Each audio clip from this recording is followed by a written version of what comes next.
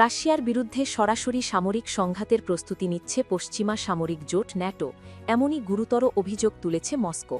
ন্যাটোর ক্রমবর্ধমান সামরিক ব্যয়, ঘন ঘন মহড়া এবং কৌশলগত প্রস্তুতি সবকিছু মিলিয়ে আন্তর্জাতিক অঙ্গনে নতুন করে উদ্বেগ তৈরি হয়েছে। প্রশ্ন উঠছে, বিশ্ব কি তবে আরেকটি বড় সংঘাতের দিকে এগিয়ে যাচ্ছে? রুশ পররাষ্ট্র মন্ত্রণালয়ের মুখপাত্র মারিয়া জাখারোভা দাবি করেছেন, ন্যাটো জোট ভবিষ্যতে রাশিয়ার সঙ্গে সরাসরি সংঘাতে জড়ানোর প্রস্তুতি নিচ্ছে। তার মতে, ন্যাটোর সাম্প্রতিক কার্যক্রমগুলো সেই ইঙ্গিতই দিচ্ছে। তিনি জানান, ন্যাটোর ২০২৫ সালের সম্ভাব্য সামরিক ব্যয় দাঁড়াতে পারে প্রায় $১.৬৪ ট্রিলিয়ন।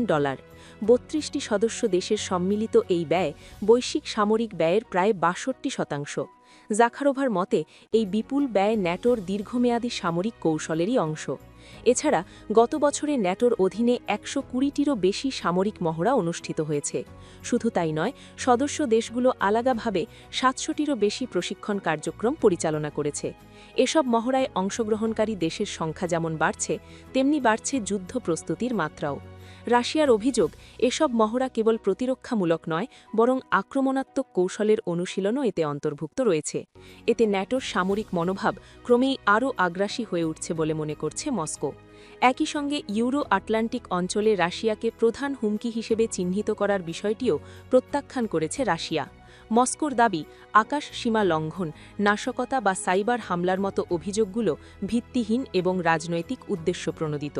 তাদের মতে, এসব অভিযোগ মূলত রাশিয়ার উপর চাপ সৃষ্টি এবং ইউরোপে ন্যাটোর সামরিক উপস্থিতি বাড়ানোর একটি কৌশল। বিশেষজ্ঞদের মতে, রাশিয়া ও ন্যাটোর এই পাল্টাপাল্টি অভিযোগ আসলে দীর্ঘদিনের কৌশলগত প্রতিদ্বন্দ্বিতারই বহিঃপ্রকাশ। বিশেষ করে ইউক্রেন যুদ্ধের প্রেক্ষাপটে এই উত্তেজনা আরও জটিল আকার ধারণ করেছে। উভয় পক্ষই নিজেদের অবস্থান আরও শক্তিশালী করতে চাইছে।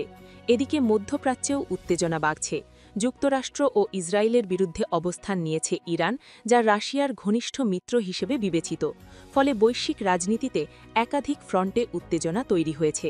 বিশেষজ্ঞদের আশঙ্কা, এই পরিস্থিতিতে যদি ন্যাটো সরাসরি রাশিয়ার বিরুদ্ধে সামরিক পদক্ষেপ নেয়, তাহলে তা একটি বৃহৎ আঞ্চলিক সংঘাতকে বিশ্বযুদ্ধে রূপ নিতে পারে।